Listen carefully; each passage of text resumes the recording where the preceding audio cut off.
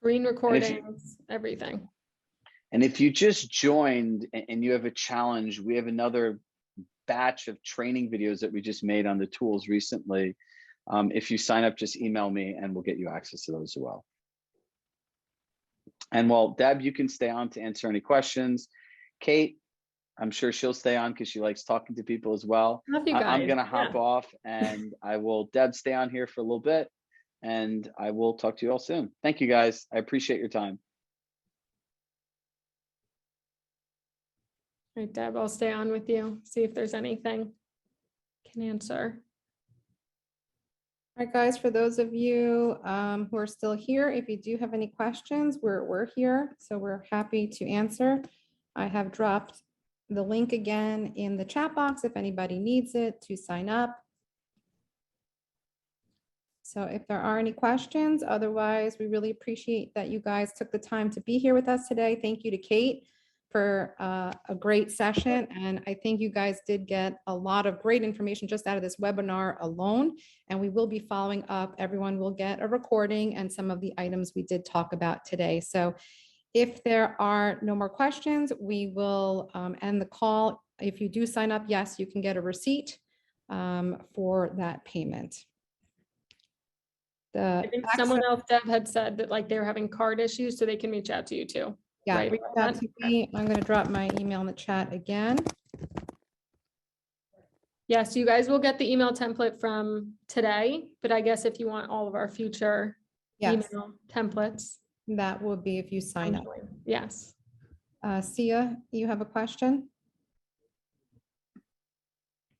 Yes, I do. Is this going to be housed in what we have for the accountability group? Not accountability, GCI. Yeah, for accelerator. It will be on the community platform. If you've already joined that community platform, the 2022 blueprint will be, the recordings will be housed there. So all those, the GCI Accelerate, we have access to the 10 by 10 in that community platform. If we were in the other courses, that's the one. If you weren't part of 10 by 10, you don't have access to the 10 by 10. But if you are, my question. Yeah, if you are a part of those different groups, then you would have access, of course. Okay, perfect. That's all right. So it's in one spot. And that's so if I need to everything, exactly. Everything is in one spot. It's all housed under one roof. It's just different access levels. Yeah, I got it. Okay, great. Thanks. Yeah. Time, but just want to know if we can pay. As Chirag mentioned, this cannot be paid with 10 by 10 funds. The 10 by 10 challenge is just ending, and Compass is opening up a marketplace in May. And there'll be offerings in that marketplace from the different coaching companies, ours included. And that is where you can use your 10 by 10 fund. So this blueprint print program is not part of that. So thank you for that question. And for those of you who are participating in 10 by 10 who are still on this call, yes, this program is not part of that. Did you say the session recording? Yes. The session today, we are recording it and we will send it out as a follow-up for anyone who missed part of this and for anyone who missed all of it and wants to have that information. Yes, we will be doing that. Okay. If nobody else has a question, I think we're down to the last few people. I'll just drop the link in the chat one more time for those of you who maybe still didn't grab it. And we thank you guys for hanging out with us and hopefully look forward to seeing you next week. Thursday, April 7th is the first blueprint. Again, we have it at 2 times, 9 a.m. Eastern and 9 a.m. Pacific. As Chirag mentioned, both sessions will be the same content. So you can come obviously to one or both if you choose. It's a great networking opportunity, if nothing else. If you have the time to attend both sessions, you'll meet other Compass agents from across the country and you can, network. So Kate, thanks again for all your help and participation. And thank you guys. And we look forward to seeing you soon. Take care. Bye guys. Have a good day. Bye-bye. Intimate today.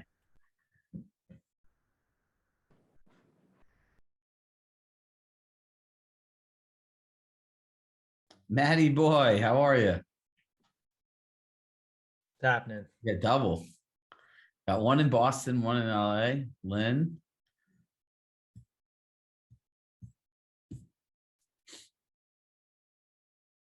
So what, let me give everyone a minute just to get in here.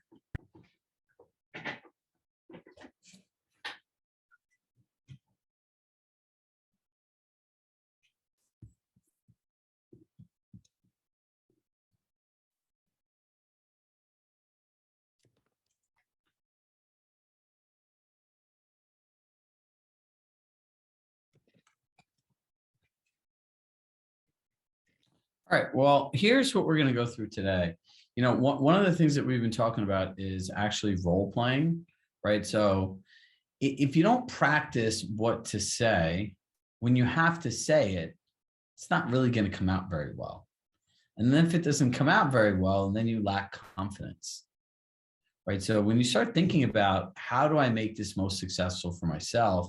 How do I convert more clients? How do I convert more leads? It's actually practicing, right? Does anyone play a sport here or has? Could you imagine just showing up and playing the game? You'd suck. The coach wouldn't put you in, right? So think about Michael Phelps, how much he trains for one short race. How much do you guys train for making tens, hundreds of thousands of dollars? So what I want two people to start doing is I'd like you to role play a scenario, and I want to listen to what it is, right? And we're going to give you some critiques. So who would like to volunteer to start? I'll go. I knew you would go. We need one other person. Actually, you know what? Lynn, you be the agent. Lynn can be a buyer. This should be really interesting. Got it. Are you ready, Lynn? I'm not a morning person. Okay. Okay, I'm ready. Exactly. So you could be a cranky buyer then. Okay, I'm cranky. All right. So the scenario is that you want to buy a home in LA. You don't want to overpay. Matt, Hi, sound Matt. familiar? I want to. Yeah. I want a deal, Matt. I want a deal. Well, I what want to is the live deal? next to a movie star and pay. Oh, don't be unrealistic. Don't be facetious. We try to make this as realistic as possible. All right. Say I'm looking to move with my family. I'm moving from Colorado, but I don't want to overpay and I want to get a deal. Yeah, is that what he said? Got it. Okay, well, that sounds great. I'd love to help you. Tell me, what does a deal look like to you? Those little add-on value adds type things, slightly under market, those kind of things. Okay, great. So somewhere where you can develop something, maybe add an ADU or add some more space, some square footage. So you're looking for something that has room to grow with a larger lot, perhaps? Perhaps zone an ADU so I can put my kids in the ADU and I can live in the regular house. Okay, and do you want a big padlock for the ADU for your kids? Just maybe just something with a shock collar or something, an invisible fence. Got it. Got it. Okay, good. Making a note for a closing gift. So no, I hear you. Look, everybody wants value, and we try to bring as much value as we can to your experience. And the way the market's going, we'll go over with you where homes are priced, because sometimes where it's listed in what you see, you might think, oh, this is overpriced, or this could be a deal, but we'll put all that data together for you. So what have you seen online that interests you? Well, I understand that you need to live like right next to your job in order to get anywhere in time because the traffic is horrendous, like I've never seen. So if I could walk to my job, that would be great. Okay, so what I'm hearing is that Does location. anyone walk in LA? So what I'm hearing is location is important to you. Yes. Okay, great. So I'm going to make a note about that, and we'll dial in some of the locations within your budget, and we'll put together a collection of some properties and we'll show you, and I'd love to get your feedback on what you think of these properties. Okay.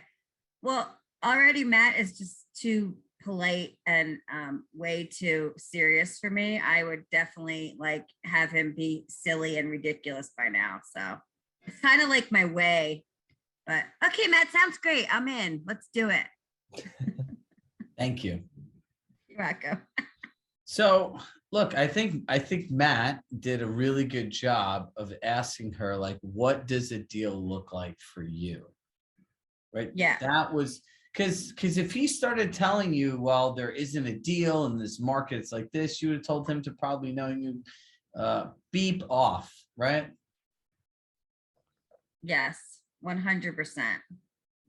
Right. In the morning, we had a scenario and we talked about commission cutting, and the person was just like, no, I'm not going to do that. And like, you just see the whole energy change. Can't you see, like, what was the woman was like, what am I paying for? And then the answer was my marketing plan. I'm like, holy Jesus, it's just combative. Right. So you go through doing this and you realize how much you have to approach this with finesse. Right. This is like playing an instrument, right? You got to hit the notes in the right way. If not, the song doesn't come out. And when you're doing this, you're only as good in the instrument as much as you practice. Can I just ask a question real quick? Uh-huh. Do a lot of the people on this call right now work with a ton of people that are just cold, like they've never met them before, like they got them through some random, because like I work with people that already know about me, and like, because that's that's my safe place. I don't usually work with random people.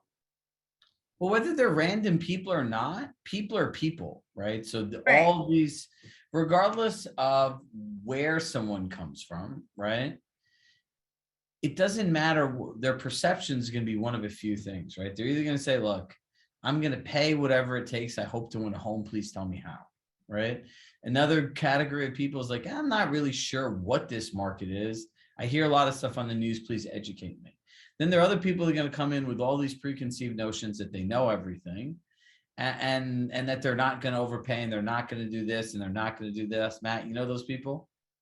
I'm not doing this. Do you know what you say to the not people? Anyone have an idea? I don't know. No, I know what you're going to say. Does anyone, like, if a client came in, right, and they're saying, I'm not overpaying, I'm not doing this, I know the market's like that, how do you deal with somebody like that? Deborah Brown, I'm going to call on you. Welcome. I knew when I put my camera on, you were going to do that. That just makes me appreciate you more. In reality, what I do is I give them at that first time of wasting my time, just to show that I am willing to, work on their behalf. And then after that first time of wasting my time, then I have a much more serious talk about my time and their time in this market. If they're not willing to do those things because of the experience that I have, I know what it takes to get a buyer under contract. But why do you even want to give them that false expectation? Maybe it's just a personality thing that I go with it one time to get to know them better. And I feel like that does build a little bit of trust, that they do feel like that they were worth the time. But some people aren't worth the time, right? So do you guys want the right answer to this? Oh, go ahead, Colleen. Can I say something? Always, go ahead. I don't know. I might say, yeah, I agree with Chirag. I don't know if I waste the time. If somebody, if you're really not going to be with them anyway, I guess I would say, well, let me ask you, what is it that you would like to do? Knowing what you know about the market and so forth, what are you willing to do? And maybe put it back on them and see what they say. Well, and I wouldn't take even it from say there. willing, right? I would go back. That's in the right direction, right? Obviously, the answer is put it back on them, right? Yeah. So I would turn around to them and I'm gonna say, I would say, I completely hear you. Hear what You you're feel saying. that buyers are overpaying for homes and that you don't want to overpay for a home either, and that the market is crazy in your words. And they're gonna say, yes, absolutely, right? Deborah, no, yes. Well, I've just seen too many times that for them just to take your word, if they don't know you that well, doesn't, there are Come times on, that wait, we've wait, wait, taken. wait, wait, wait, stop, time out. I'm gonna put the genie back in the bottle here. We're not telling them to take, you don't want to tell them anything, right? So when these buyers are showing up telling you how bad the market is and they don't want to overpay, correct? Right. But So the way that you turn that around on them is really simple. You're going to say, from what I hear you saying, you feel that the market, here's where you tie this all in.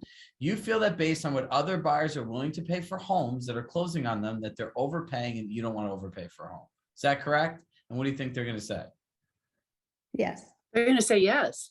They're going to say, yeah, Exactly. you got it. And then you've got them in your corner. They're like, you're on their side.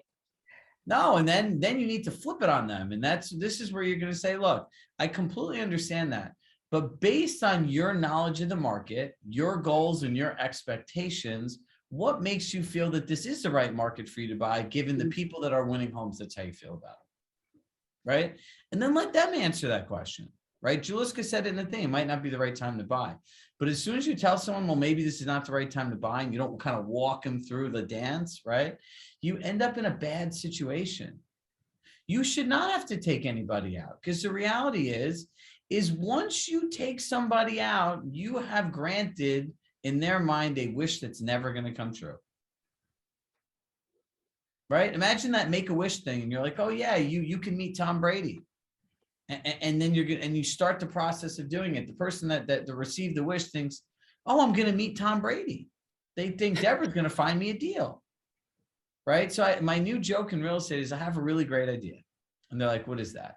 My great idea is let's find somebody who has unrealistic expectations that clearly shares it with their professional. And then the professional chooses to bring them out week after week after week, never finds them a home and thinks it's going to end anything but in complaining and a disaster. It doesn't end well for you, the agent. It's like when you overprice somebody's house and then you need to lower the price. You're like, oh my God, I'm losing all this money. Well, who the hell told you could have all that money in the first place? It was never real. Does this make sense to you? Yep. It's not easy, but you know what makes it easy? Practice. We don't ever practice this. So like if you go, what happens is when something becomes confusing, right? Like saying something like this could be confusing to you, right? Then in your mind, it becomes chaotic, overwhelming, combative, and then you go back to certainty, right? Confusion becomes chaos in your mind, and then certainty. Not like chaos, but it's like, all right, like I don't know what to say, right? And then you're like, what do I do? What do I do? Okay, yeah, let's just go out and we'll see if we can find something. If you took it, say this is a glass of time, right? And if you could pour back water representing time back into here for every wasted person over the course of 30 years or 20 years or 15 years, most real estate agents are like lifers, right? Like they're people that are in this career 10, 20, 30 years. And if you start thinking about the compound value of your time over wrong clients and not knowing what to say, it's very expensive.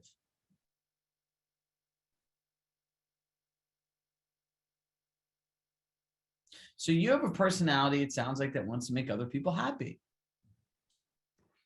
Right? yes. And I have a buyer's agent that does the same thing. So you have two buyer's agents, you guys are pleasers. So here's the thing though. If you want to make someone happy, don't you owe it to them to tell the truth? Sure. I'm just saying that we tend to get them under contract eventually. We haven't really had many that once we've gone out, and she goes out more than me because I'm listing more. They get under contract eventually because they make several offers and then they firsthand experience. So you have a process of dealing with this. Right. So what is your process?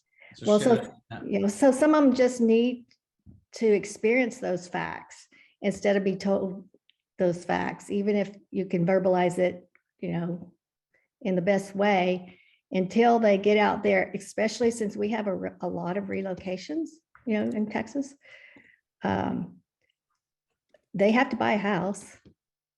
They just don't want to overpay when they first get here. After 3-4 times of making offers, then it becomes reality to them.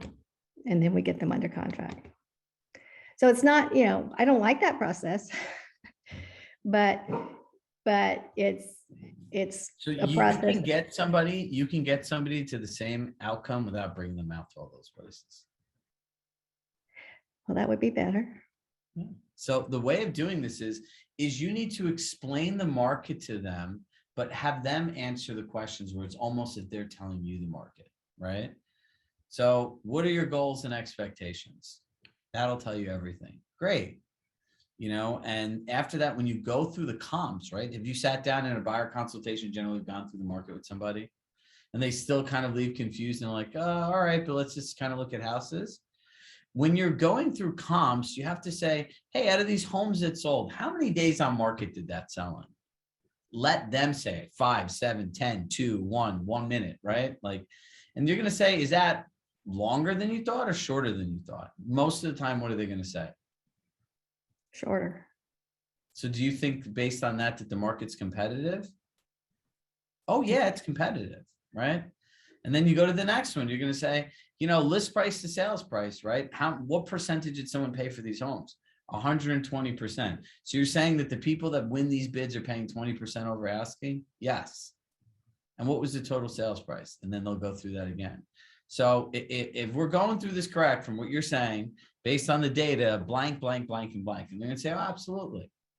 And then you're going to say, if you had to buy a home in the same neighborhood, given that you have this information, the same way other buyers do, sellers do, and agents, what would you pay for the home and why?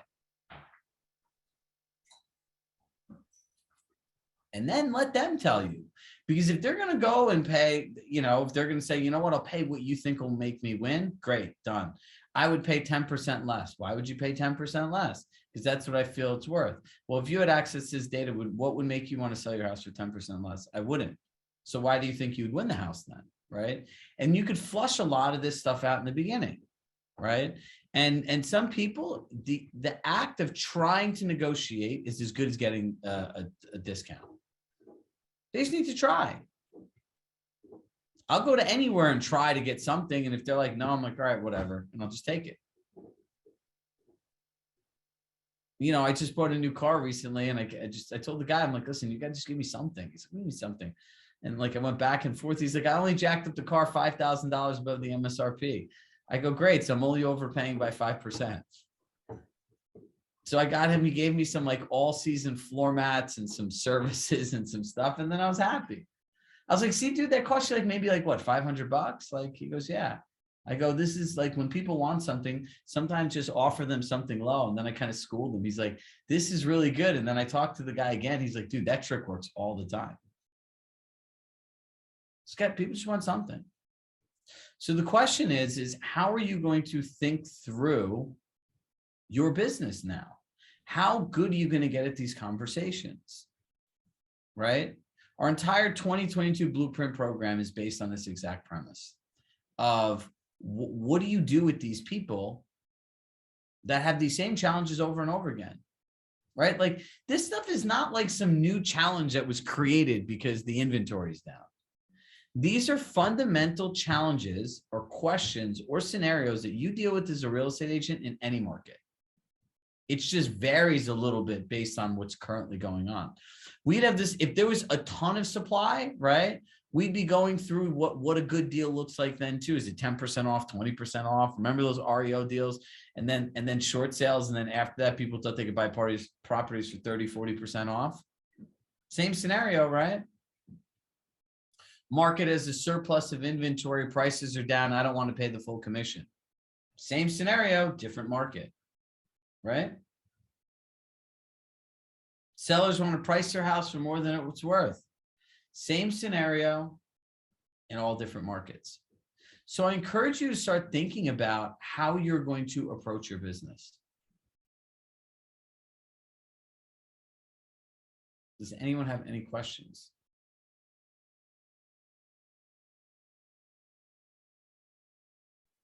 Silence, huh?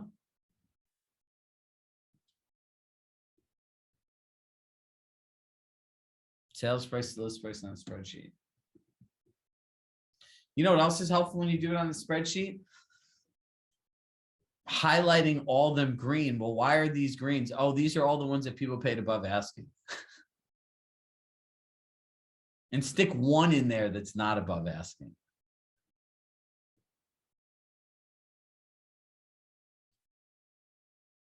Well, today we are, if you have no questions, we're going to end a few minutes early then. I have one quick question. Shoot. Okay, so the trend here in LA, we're seeing a lot of buyers that are very savvy. They know what's on the market, and it's not a cocky thing. It's like they're, you know, if it's someone new that I meet in an open house, they're like, yeah, I'll work with you, but only if you can bring me something off market. And I know that, again, is a time-tested statement. What's something you do in that scenario other than just providing off market properties? So I would ask them a question. Is the only thing you're looking for out of an agent off market properties? Are you looking for an agent that can also help you if you find properties online and the added value of offline? Got it. And if they're saying they're only looking for off-market properties, you can say, all right, so if I hear this correctly, you're probably looking at 6, 7 agents. If somebody sends you a deal like an investor, you'll buy it. If not, you're going to keep looking on your own. Yes, not a good client for you. Got it.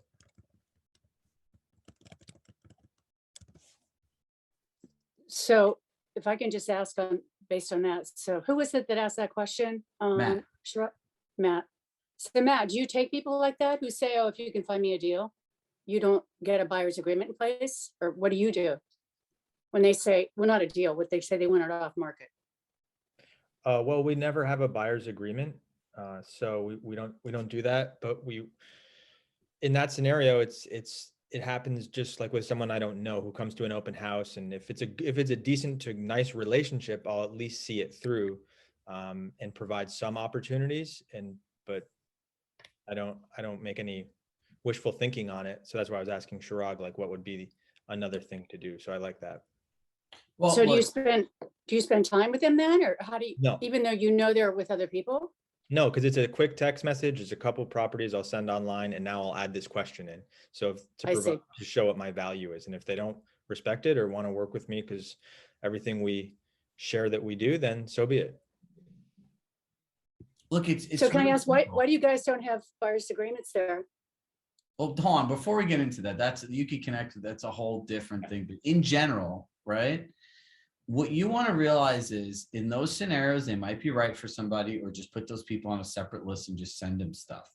But Colleen, if you're in those scenarios, these people literally own you, right? Because you're running around trying to please them, knowing that they're with other people, right? It is the definition of a challenging relationship, right? If you go all around the country, some markets have it, some people don't have them, some people have them, they don't use them. Like in New York State, you could use them, but they're really worth the paper that they're printed on, right? Like there's all kinds of different ways of doing this. But I think the goal is, and write this word down, it's standards, right? What are your standards of people that you want to work with, and what will you tolerate? What will you accept? And for everyone, it's different, right? I encourage you to invest your time into people that fit who you feel would value your service, right? Like if someone came to me as a client and said, what are you going to do for me? I'd be like, all right, see you later. Right. I had someone a few weeks ago come to me. They're a very high producing team. I think it was like $7-8 million in GCI. And their question to me is, well, what are you going to do for me? I said, absolutely nothing. What are you going to do for me? Because if I'm your coach, you're pretty much working for me. Are you going to listen to me? The woman looked mortified. Right. And I'm just like, and she's like, this is crazy. And I'm like, yeah, just like what you asked me. What am I going to do for you? I don't even know you. How can I answer that question? And her and I kind of just both laughed. Right. Like, so some of these things is look, if someone's going to be honest enough to tell you that they're working with all these people, be honest enough to say what your expectations are, right? And you want to be spending your time looking for off-market properties and giving those properties to people who've showed loyalty to you. Right? Yeah, So- sure. And just if I could say, I hear, I just wanted to, the buyer's agreement stuff. I know that some people, it's not worth anything. To me, it is. I mean, in Massachusetts, it seems to be, but yeah, I mean, I wouldn't even work with somebody like that personally, because it's the same thing. They're not going to be loyal. They're just looking for the best opportunity. And so I just would not work with them. I wouldn't spend the time personally. I would not spend the time. I don't recommend anyone spend the time. So, Yeah. So next week, what we're going to do is we're going to break up in these each week. Now we're going to start doing more live role play. So be prepared. I'm going to give you a scenario and then I'm going to break you up into Zoom rooms so you can continue your networking and meeting people and role playing with each other. The feedback we got from our sessions yesterday in the Zoom rooms are really good. So from active prospecting to role playing, we're going to make a very active effort in these next months to build more collaboration and relationship building in the group. And starting next month will be my favorite topic, pitch and compass. So everything we do is all going to be, every day is going to be about sales, right? And we could do the same topic multiple times so you get it. And you guys are going to be sales ninjas by the end of next month. So turn your cameras on, get ready to connect. I love you all, and I shall see you guys next week. Bye, everybody. Bye.